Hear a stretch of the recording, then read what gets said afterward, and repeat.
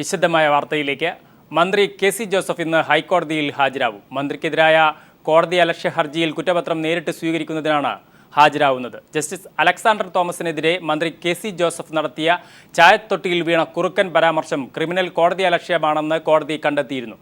ഇതിനിടെ നിരുപാധികം മാപ്പ് പറയുന്നതായി കാണിച്ച് മന്ത്രി സത്യവാങ്മൂലം സമർപ്പിച്ചിരുന്നു. ഈ സത്യവാങ്മൂലത്തിന്മേൽ പരാതിക്കാരനായ ശിവൻകുട്ടി എം.എൽ.എയുടെ നിലപാടും കോടതി ആരാഞ്ഞിട്ടുണ്ട്. ബാർക്കോഴ കേസിൽ വിജിലൻസ് കോടതി ഉത്തരവിനെതിരെ മന്ത്രി കെ ബാബുവിന്റെ ഹർജി ഹൈക്കോടതി ഇന്ന് പരിഗണിക്കും. കേസിൽ ത്വരിതാന്വേഷണ റിപ്പോർട്ട് വിജിലൻസ് കോടതിയിൽ സമർപ്പിച്ചതായി സർക്കാർ കോടതിയെ അറിയിച്ചിരുന്നു. ത്വരിതാന്വേഷണ റിപ്പോർട്ട് സമർപ്പിച്ചിട്ടുണ്ടെന്നിരിക്കെ ഹൈക്കോടതിയിലെ ഹർജിയിൽ തുടരന്വേഷണ നടപടിയെന്ന് ജസ്റ്റിസ് പി ഉബൈദ് ആരാഞ്ഞിരുന്നു. എന്നാൽ ഇക്കാര്യം വിശദമായി പരിശോധിക്കണമെന്ന് കെ ബാബുവിന്റെ അഭിഭാഷകൻ ആവശ്യപ്പെട്ടതിനെ തുടർന്നാണ് ഹർജി ഇന്ന് വീണ്ടും പരിഗണിക്കാനായി മാറ്റിവെച്ചത്. 2015 സംസ്ഥാന ചലച്ചിത്ര അവാർഡുകൾ ഇന്ന് പ്രഖ്യാപിക്കും. സർക്കാർ അധികാരമൊഴിയുന്ന പശ്ചാത്തലത്തിൽ റെക്കോർഡ് വേഗത്തിൽ നിർണയിച്ച അവാർഡുകളുടെ പ്രഖ്യാപനം സിനിമാ മന്ത്രി തിരുവഞ്ചൂർ രാധാകൃഷ്ണൻ നടത്തും. മികച്ച നടന്മാരുടെ പട്ടികയിൽ മമ്മൂട്ടിയും പൃഥ്വിരാജുമാണ് അവസാന പോരാട്ടത്തിനുള്ളത്. പാർവതി, അമല പോൾ, മഞ്ജു വാര്യർ എന്നിവർ മികച്ച നടിമാരുടെ അവസാനഘട്ട മത്സരത്തിലുണ്ട്.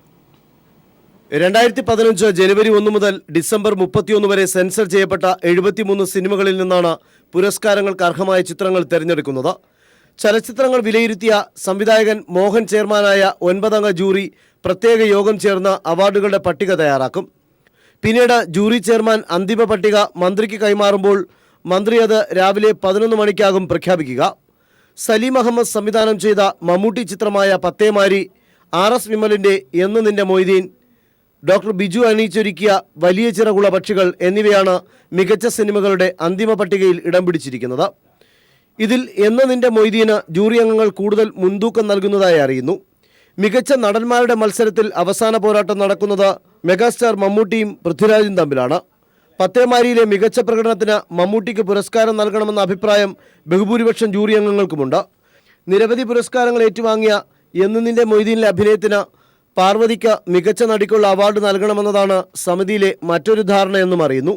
സൂസു സുദീപ് ആത്മീകത്തിലെ അഭിനയത്തിന് ജയസൂര്യ മുന്നിലെത്തിയെങ്കിലും അവസാന റൗണ്ടിൽ ജയസൂര്യയെ ഒഴിവാക്കാനും ആലോചനയുണ്ട്. മികച്ച സഹനടിക്കുള്ള പുരസ്കാരത്തിന് എന്ന് നിന്റെ മൊയ്തീനിലെ ലെനയാണ് പരിഗണനയിൽ. പ്രേംപ്രകാശിനെ മികച്ച സഹനടനായും തിരഞ്ഞെടുക്കാൻ സാധ്യതയുണ്ട്. ജനപ്രീതി നേടിയ ചിത്രമായി അൽഫോൺസ് പുത്രൻ സംവിധാനം ചെയ്ത പ്രേമം വരുമെന്നും പറയുന്നു. മികച്ച ഗായകന്റെ മത്സരത്തിൽ വിജയ് യേശുദാസും പി ജയചന്ദ്രനും മാറ്റിവെക്കുമ്പോൾ ഗായികയ്ക്കുള്ള പുരസ്കാരം ശ്രേയ ഘോഷാലിന് നൽകാനും ജൂറി ആലോചിക്കുകയാണ്. റാണി പത്മിനി എന്ന ചിത്രത്തിലെ പ്രകടനത്തിന് മഞ്ജു വാര്യരും മിലിയിലെ അഭിനയത്തിന് അമല പോളും നായികമാരുടെ പട്ടികയിൽ ഇടം പിടിച്ചിട്ടുണ്ട്. അതേസമയം ജൂറിയുടെ അന്തിമ പട്ടിക വന്നാലും സർക്കാരിൻ്റെ കൂടി ഇടപെടലിന് ശേഷമായിരിക്കും അവാർഡിൻ്റെ യഥാർത്ഥ ചിത്രം പുറത്തുവരിക. Sunil Arumanoor, news bureau, Thiruvananthapuram. സംസ്ഥാനത്തെ പെട്രോൾ പമ്പുകൾ അനിശ്ചിതകാല സമരം ആരംഭിച്ചു. പെട്രോൾ പമ്പുകളുടെ ലൈസൻസ് പുതുക്കി നൽകാത്ത ഓയിൽ കമ്പനികളുടെ നിലപാടിൽ പ്രതിഷേധിച്ചാണ് പമ്പുകൾ അനിശ്ചിതകാലത്തേക്ക് അടച്ചിടുന്നത്. All Kerala federation of petroleum ട്രേഡേഴ്സിൻ്റെയും കീഴിൽ 2000-ഓളം പമ്പുകളാണ് സമരത്തിൽ പങ്കെടുക്കുന്നത്. പെട്രോൾ പമ്പുകൾ നടത്തുന്നതിനാവശ്യമായ ലൈസൻസുകൾ കഴിഞ്ഞ വർഷം വരെ പെട്രോളിയം കമ്പനികളാണ് എടുത്തു നൽകിയിരുന്നത്. എക്സ്പ്ലോസീവ് ലൈസൻസ് ഉൾപ്പെടെയുള്ള എല്ലാ സർക്കാർ ലൈസൻസുകളും കമ്പനികൾ എടുത്തു നൽകിയിരുന്നു. എന്നാൽ സംസ്ഥാന സർക്കാർ ഏർപ്പെടുത്തിയ മലിനീകരണ നിയന്ത്രണ, ഫയർഫോഴ്സ് തുടങ്ങിയ വിവിധ വകുപ്പുകളുടെ സർട്ടിഫിക്കറ്റുകൾ ലഭ്യമാക്കാൻ ഇപ്പോൾ കമ്പനികൾ തയ്യാറാകുന്നില്ലെന്ന് പമ്പുടമകൾ കുറ്റപ്പെടുത്തുന്നു. യാതൊരു മാനദണ്ഡവുമില്ലാതെ പുതിയ പമ്പുകൾ തുടങ്ങാൻ അനുമതി നൽകുന്നതും നിലവിലുള്ള പമ്പുകളെ പ്രതിസന്ധിയിലാക്കുന്നുവെന്ന് പമ്പുടമകൾ പറയുന്നു. പെട്രോളിയം കമ്പനികളുടെ ഇത്തരം നിലപാടുകളിൽ പ്രതിഷേധിച്ചാണ് അനിശ്ചിതകാല സമരം ആരംഭിച്ചിരിക്കുന്നത്. All Kerala federation of petroleum ട്രേഡേഴ്സിൻ്റെ കീഴിലുള്ള സംസ്ഥാനത്തെ 2000-ഓളം പമ്പുകൾ സമരത്തിൽ പങ്കെടുക്കുന്നുണ്ട്. പമ്പുടമകളുടെ സമരം മുന്നിൽ കണ്ട് ഇന്ധനം കരുതി വയ്ക്കാനെത്തിയവരുടെ വൻ തിരക്കായിരുന്നു ഇന്നലെ സംസ്ഥാന വ്യാപകമായി വിവിധ പമ്പുകളിൽ അനുഭവപ്പെട്ടത്. News bureau, Kochi. CPIM സംസ്ഥാന സെക്രട്ടേറിയറ്റ് യോഗം ഇന്ന് ചേരും. നിയമസഭാ തെരഞ്ഞെടുപ്പിലെ സ്ഥാനാർത്ഥി നിർണയവുമായി ബന്ധപ്പെട്ട കാര്യങ്ങൾ ചർച്ച ചെയ്യാനാണ് യോഗം. CPIM general secretary Sitaram Yechury, polit bureau അംഗം S. രാമചന്ദ്രൻ പിള്ള തുടങ്ങിയവർ യോഗത്തിൽ പങ്കെടുക്കും. രാവിലെ 11-ന് തിരുവനന്തപുരം AKG സെൻറ്ററിലാണ് യോഗം. നാളെ സംസ്ഥാന സമിതി യോഗം, ഇന്ന് ഉച്ചയ്ക്ക് 2-ന് LDF യോഗവും നടക്കും. CPI സംസ്ഥാന എക്സിക്യൂട്ടീവ് യോഗം ഇന്ന് ചേരും. CPI കൂടുതൽ സീറ്റ് ആവശ്യപ്പെടുമെന്നാണ് സൂചന. പൗരനെ വിചാരണ കൂടാതെ തടവിൽ വയ്ക്കാൻ അനുശാസിക്കുന്ന UAPA നിയമം അശാസ്ത്രീയവും അനാശ്വാസവുമെന്ന് അഡ്വക്കേറ്റ് സെബാസ്റ്റ്യൻ പോൾ. UAPA നീതി നിർവഹണമോ ഭരണകൂട ഭീകരതയോ എന്ന വിഷയത്തിൽ കോഴിക്കോട് സംഘടിപ്പിച്ച സെമിനാറിൽ സംസാരിക്കുകയായിരുന്നു അദ്ദേഹം. കേളുവേട്ടൻ പഠന ഗവേഷണ കേന്ദ്രത്തിൻ്റെയും ആൾ ഇന്ത്യ ലോയേഴ്സ് യൂണിയൻ്റെയും നേതൃത്വത്തിൽ സംഘടിപ്പിച്ച സെമിനാറിൽ മുതിർന്ന അഭിഭാഷകൻ അഡ്വക്കേറ്റ് K. ഗോപാലകൃഷ്ണക്കുറുപ്പ്, CPIM ജില്ലാ സെക്രട്ടറി P. മോഹനൻ മാസ്റ്റർ, കേളുവേട്ടൻ പഠന ഗവേഷണ കേന്ദ്രം ഡയറക്ടർ KT കുഞ്ഞിക്കണ്ണൻ എന്നിവർ പങ്കെടുത്തു. DYFI 13ാമത് സംസ്ഥാന സമ്മേളനത്തിന് ഇന്ന് മലപ്പുറം തിരൂരിൽ തുടക്കമാവും. ചലച്ചിത്ര സംവിധായകൻ രഞ്ജിത്ത് സമ്മേളനം ഉദ്ഘാടനം ചെയ്യും. സെമിനാറുകൾ, കലാമത്സരങ്ങൾ, സാഹിത്യ സംവാദങ്ങൾ തുടങ്ങിയ വിവിധ പരിപാടികളും സമ്മേളനത്തിന്റെ ഭാഗമായി നടക്കും. വ്യാഴാഴ്ച വൈകിട്ട് സമാപന സമ്മേളനം CPIM സംസ്ഥാന സെക്രട്ടറി കോടിയേരി ബാലകൃഷ്ണൻ ഉദ്ഘാടനം ചെയ്യും. നാദാപുരത്തെ സഖാവ് ഷിബിൻ സ്മൃതി മണ്ഡപത്തിൽ നിന്ന് ആരംഭിച്ച പതാക ജാഥയും ഗുരുവായൂർ സത്യാഗ്രഹ പന്തലിൽ നിന്ന് ആരംഭിച്ച കൊടിമര ജാഥയും സഖാവ് സൈദാലിയുടെ ജന്മനാട്ടിൽ നിന്ന് ആരംഭിച്ച ദീപശിഖ ജാഥയും സമ്മേളനത്തിന്റെ ആവേശം വാനോളം ഉയർത്തിക്കഴിഞ്ഞു. രാവിലെ 10 മണിക്ക് TV രാജേഷ് MLA പതാക ഉയർത്തുന്നതോടെ സമ്മേളന നടപടികൾ ആരംഭിക്കും. ചലച്ചിത്ര സംവിധായകൻ രഞ്ജിത്താണ് 13ാമത് സംസ്ഥാന സമ്മേളനം ഉദ്ഘാടനം ചെയ്യുന്നത്. MB Rajesh MP, A. Vijayaraghavan, Paloli Muhammad കുട്ടി തുടങ്ങിയവർ ഉദ്ഘാടന ചടങ്ങിൽ പങ്കെടുക്കും. വൈകുന്നേരം 5 മണിക്ക് നടക്കുന്ന സാംസ്കാരിക സെമിനാർ തിരൂർ ടൗൺ ഹാളിൽ MA ബേബി ഉദ്ഘാടനം ചെയ്യും. 2ാം ദിവസം പ്രതിനിധി സമ്മേളനം. തുടർന്ന് നടക്കുന്ന മതനിരപേക്ഷ സെമിനാറും JNU ഐക്യദാർഢ്യവും MV ഗോവിന്ദൻ മാസ്റ്റർ ഉദ്ഘാടനം ചെയ്യും. വ്യാഴാഴ്ച 1,00,000 പേർ പങ്കെടുക്കുന്ന യുവജന റാലിയും തിരൂരിൽ നടക്കും. വൈകിട്ട് പൊതുസമ്മേളനം CPIM സംസ്ഥാന സെക്രട്ടറി കോടിയേരി ബാലകൃഷ്ണൻ ഉദ്ഘാടനം ചെയ്യും. യൂസഫ് തരിഗാമി, അഭോയ് മുഖർജി തുടങ്ങിയവരും സമ്മേളനത്തിനെത്തും. മലപ്പുറത്തെ മതേതര യുവത്വത്തിന് പുതിയ രണവീര്യം പകർന്നാവും സമ്മേളനത്തിന് കൊടിയിറങ്ങുക. News bureau, Malappuram. അഴിമതി കേസിൽ അന്വേഷണം നേരിടുന്നയാളെ കേരള വെറ്ററിനറി സർവകലാശാല വൈസ് ചാൻസലറായി നിയമിക്കാൻ നീക്കം. നിലവിൽ സംസ്ഥാന വെറ്ററിനറി കൗൺസിൽ പ്രസിഡന്റും കോൺഗ്രസ് നേതാവുമായ PP ബാലകൃഷ്ണനെയാണ് നിയമവിരുദ്ധമായി നിയമിക്കാൻ തിരക്കിട്ട നീക്കം നടക്കുന്നത്. ഇന്നത്തെ മന്ത്രിസഭാ യോഗത്തിൽ തന്നെ ഇത് സംബന്ധിച്ച തീരുമാനമെടുത്തേക്കും. കേരള സ്റ്റേറ്റ് വെറ്റിനറി കൗൺസിലിലെ സർക്കാർ നോമിനിയും പ്രസിഡന്റുമായ PP ബാലകൃഷ്ണനെയാണ് കേരള വെറ്റിനറി സർവകലാശാല വൈസ് ചാൻസലറായി നിയമിക്കാൻ നീക്കം നടക്കുന്നത്. വെറ്റിനറി കൗൺസിലിൽ അംഗമായിരിക്കെ കൃത്രിമരേഖയുണ്ടാക്കി പണം തട്ടിയതിനും മറ്റ് സാമ്പത്തിക തിരിമറികൾ നടത്തിയതിനും ലോകായുക്തയുടെ അന്വേഷണം നേരിടുന്നയാളാണ് PP ബാലകൃഷ്ണൻ. ഇതേ കേസിൽ തന്നെ ഇദ്ദേഹത്തിനെതിരെ വിജിലൻസ് അന്വേഷണവും നടക്കുന്നുണ്ട്. അഴിമതി കേസിൽ അന്വേഷണം നേരിടുന്നവരെ സർവകലാശാല വൈസ് ചാൻസലറായി നിയമിക്കരുതെന്നാണ് ചട്ടം. ഒപ്പം വൈസ് ചാൻസലറായി നിയമിക്കുന്നയാൾക്ക് ചുരുങ്ങിയത് 5 വർഷമെങ്കിലും സർവീസ് കാലാവധി ഉണ്ടായിരിക്കണമെന്നും ചട്ടമുണ്ട്. 62 വയസ്സുള്ള ബാലകൃഷ്ണന് 3 വർഷം കഴിഞ്ഞാൽ വിരമിക്കൽ പ്രായമാവും. ഇക്കാര്യങ്ങളെല്ലാം ഇരിക്കെയാണ് PP ബാലകൃഷ്ണനെ നിയമിക്കാൻ തിരക്കിട്ട നീക്കം നടക്കുന്നത്. നേരത്തെ കോൺഗ്രസ് അധ്യാപക സംഘടനാ നേതാവായിരുന്ന PP ബാലകൃഷ്ണനെ നിയമിക്കുന്നത് സംബന്ധിച്ച് ഇന്നത്തെ മന്ത്രിസഭായോഗത്തിൽ തന്നെ തീരുമാനമുണ്ടായേക്കും. വെറ്റിനറി സർവകലാശാല വൈസ് ചാൻസലർ നിയമനത്തിനുള്ള പരിഗണനാ ലിസ്റ്റിൽ എല്ലാ യോഗ്യതയുമുള്ള ഒട്ടേറെ പേരുണ്ടായിരിക്കെയാണ് യോഗ്യതയില്ലാത്തയാളെ നിയമിക്കാനുള്ള സർക്കാർ നീക്കം. ജിതിൻ ചന്ദ്രൻ, തിരുവനന്തപുരം. ചങ്ങനാശ്ശേരി നിയോജക മണ്ഡലത്തിൽ ഇക്കുറിയും മത്സരരംഗത്തുണ്ടാവുമെന്ന സൂചനകൾ നൽകി കേരള കോൺഗ്രസ് M വൈസ് ചെയർമാനും സിറ്റിംഗ് MLAയുമായ CF Thomas. Kerala Congress M general secretary advocate Job Michael seat നൽകണമെന്ന ആവശ്യം പരസ്യമായി പ്രകടിപ്പിച്ചതിന് പിന്നാലെയാണ് CFും രംഗത്തെത്തിയത്. കേരള കോൺഗ്രസിലോ UDFിലോ സീറ്റുകൾ സംബന്ധിച്ച ചർച്ചകൾ തുടങ്ങിയിട്ടില്ലെന്ന് പാർട്ടി ചെയർമാൻ KM മാണി പരസ്യമായി വ്യക്തമാക്കുമ്പോഴും മകൻ ജോസ് കെ മാണി MP അടുത്ത അനുയായിയായ അഡ്വക്കേറ്റ് ജോബ് മൈക്കിൾ ചങ്ങനാശ്ശേരി സീറ്റിന് അവകാശവാദവുമായി രംഗത്തെത്തിയിരുന്നു. പീപ്പിൾ TVക്ക് അനുവദിച്ച പ്രത്യേക അഭിമുഖത്തിലാണ് ജോബ് സീറ്റ് വേണമെന്ന് തുറന്നടിച്ചത്. 36 വർഷം അല്ലെങ്കിൽ ഒരു കാലഘട്ടത്തിൽ മത്സരിച്ച് അവരുടെയൊക്കെ പ്രായം മാറിക്കഴിയുമ്പോൾ പുതിയ ആളുകൾ വരണമല്ല. ആ മാറ്റത്തിന് അനുസൃതമായിട്ടുള്ള ഒരു കാര്യം ചങ്ങനാശ്ശേരിയിൽ നടക്കും. ജോബ് ഉയർത്തിയ വാദങ്ങളെ ഖണ്ഡിച്ച Kerala Congress M vice chairman CF Thomas MLA ചങ്ങനാശ്ശേരിയിൽ ഇക്കുറിയും മത്സരരംഗത്തുണ്ടാകുമെന്ന വ്യക്തമായ സൂചനകൾ നൽകുകയും ചെയ്തു. അപ്പോൾ നമുക്ക് തലമുതിർന്ന ആളുകൾ വേണം, വിജയസാധ്യതയുള്ളവർ വേണം, ചെറുപ്പക്കാർ ധാരാളം വരണം. അയോഗ്യത നോക്കണം, ജനങ്ങളുടെ സ്വീകാര്യത നോക്കണം. ആരെയൊക്കെ സ്വീകരിക്കുന്നു, അംഗീകരിച്ചു പോകുന്നു, എത്ര പ്രായമായിട്ട് പോലും ചില ആളുകളെ ജനം അംഗീകരിക്കുന്നു. അതൊക്കെ അതുകൊണ്ട് നമ്മൾ ഉൾക്കൊള്ളണം. അച്ഛന്റെയും മകന്റെയും അടുത്ത അനുയായികൾ തമ്മിൽ മാധ്യമങ്ങളിലൂടെ പരസ്യമായി കൊമ്പുകോർക്കുമ്പോൾ സിറ്റിംഗ് സീറ്റ് നഷ്ടമാകുമോ എന്ന ആശങ്കയിലാണ് UDF നേതൃത്വം. TP Prashanth, news bureau, Kottayam. High command നിർദ്ദേശിച്ച സ്ഥാനാർത്ഥികളെ ഒഴിവാക്കി തൃശൂർ DCCയുടെ സ്ഥാനാർത്ഥി പട്ടിക KP ധനപാലിനെയും PT തോമസിനെയും ഒഴിവാക്കിയാണ് തൃശൂർ ജില്ലാ കോൺഗ്രസ് കമ്മിറ്റി സ്ഥാനാർത്ഥി പട്ടിക കൈമാറിയത്. കോൺഗ്രസ് MLAമാരെ സിറ്റിംഗ് സീറ്റുകളിൽ മത്സരിപ്പിക്കാൻ നിർദ്ദേശം നൽകുന്ന ലിസ്റ്റിൽ VM സുധീറിനെയും ഉൾപ്പെടുത്തിയിട്ടുണ്ട്. കെട്ടിയിറക്കിയ സ്ഥാനാർത്ഥികളെ തൃശൂരിൽ മത്സരിപ്പിക്കേണ്ടതില്ലെന്ന മന്ത്രി CN ബാലകൃഷ്ണന്റെ പ്രതികരണത്തിന് പിന്നാലെയാണ് ജില്ലാ കോൺഗ്രസ് കമ്മിറ്റിയും സമാന തീരുമാനത്തിലെത്തിയത്. ഐ ഗ്രൂപ്പിന് പിന്നാലെ DCC നേതൃത്വത്തിലുള്ള എ ഗ്രൂപ്പ് നേതാക്കളും സീറ്റുകൾ വിട്ടുനൽകാൻ തയ്യാറായില്ല. തുടർന്നാണ് ഹൈക്കമാൻഡ് സമ്മർദ്ദമുണ്ടായിട്ടും KP ധനപാലിനെയും PT തോമസിനെയും ഉൾപ്പെടുത്താതെ സ്ഥാനാർത്ഥി പട്ടിക തയ്യാറാക്കിയത്. KP ധനപാലിനെ കൊടുങ്ങല്ലൂരിലും PT തോമസിനെ ചാലക്കുടിയിലും മത്സരിപ്പിക്കാനായിരുന്നു ഹൈക്കമാൻഡ് നിർദ്ദേശം. മന്ത്രി CN ബാലകൃഷ്ണൻ, തേറമ്പിൽ രാമകൃഷ്ണൻ എന്നിവരെ മാറ്റി നിർത്തണമെന്ന് ആദ്യഘട്ടത്തിൽ അഭിപ്രായമുയർന്നെങ്കിലും അന്തിമ പട്ടികയിൽ ഇരുവരെയും മത്സരിപ്പിക്കാനാണ് തീരുമാനം. ആദ്യ സാധ്യതകളിൽ തന്നെ ഇരുവർക്കും ഇടം നൽകുന്ന പട്ടിക മറ്റ് കോൺഗ്രസ് MLA-മാർക്കും പിന്തുണ നൽകേണ്ടതാണ്. MP വിൻസെന്റ്, PA മാധവൻ എന്നിവർക്ക് അവരവരുടെ മണ്ഡലങ്ങളിൽ മുൻഗണന നൽകും. കൊടുങ്ങല്ലൂരിൽ ധനപാലിന് പകരം TN പ്രതാപനെ പട്ടികയിൽ ഉൾപ്പെടുത്തി. കയ്പമംഗലത്തും പ്രതാപന് ഇടം നൽകിയിട്ടുണ്ട്. ജില്ലയിലെ ഐ ഗ്രൂപ്പ് നേതാക്കളുടെ താൽപര്യം മുൻനിർത്തി പത്മജ വേണുഗോപാലിനെ തൃശൂർ മണ്ഡലത്തിൽ തേറമ്പിലിനൊപ്പം പട്ടികയിൽ ഉൾപ്പെടുത്തി. ചാലക്കുടിയിലും PT തോമസിനെ പൂർണ്ണമായി തഴഞ്ഞ പത്മജയ്ക്ക് മുൻഗണന നൽകുന്നു. CMP മത്സരിക്കുന്ന കുന്നംകുളം സീറ്റിൽ കോൺഗ്രസ് മത്സരത്തിനിറങ്ങാനും പട്ടിക നിർദ്ദേശം നൽകുന്നുണ്ട്. KPCC പ്രസിഡന്റ് VM സുധീരനും മത്സരിക്കാൻ അവസരമൊരുക്കുന്നതാണ് തൃശൂർ DCCയുടെ സ്ഥാനാർത്ഥി പട്ടിക. News bureau, Thrissur.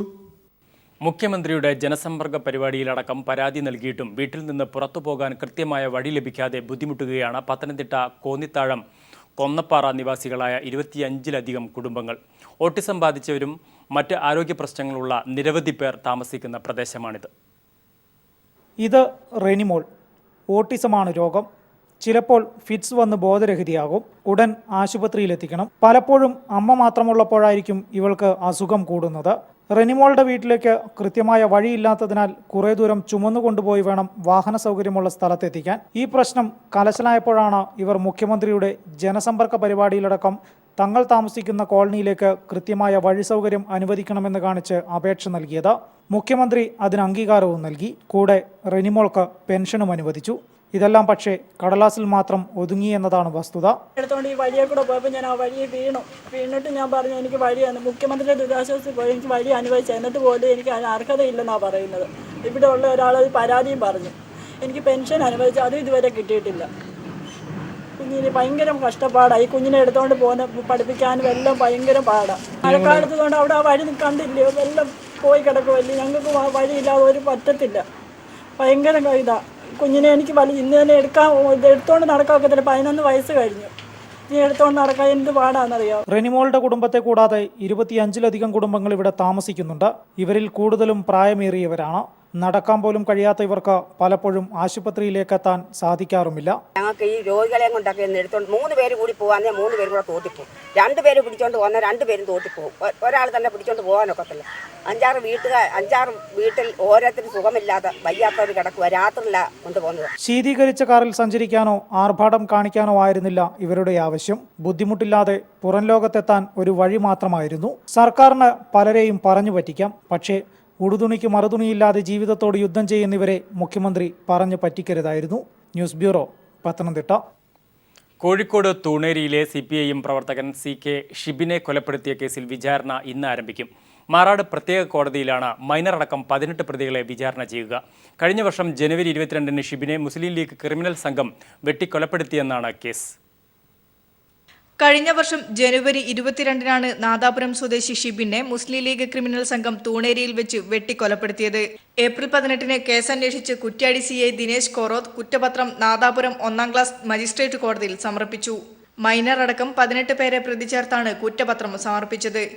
ഇവർക്കെതിരെ 14,250 പേജുള്ള കുറ്റപത്രമാണ് സമർപ്പിക്കപ്പെട്ടത്. കേസിന്റെ പ്രാധാന്യം കണക്കിലെടുത്ത് കേസ് പിന്നീട് അതിവേഗ കോടതിയിലേക്ക് മാറ്റുകയായിരുന്നു. കുറ്റപത്രം സമർപ്പിക്കപ്പെട്ട 18 പ്രതികളുടെ വിചാരണയാണ് മാറാട് പ്രത്യേക കോടതിയിൽ ഇന്ന് ആരംഭിക്കുക. വിചാരണയ്ക്ക് മുന്നോടിയായുള്ള പ്രാരംഭ നടപടികൾ കഴിഞ്ഞ മാസം പൂർത്തിയാക്കിയിരുന്നു. News bureau, Kozhikode.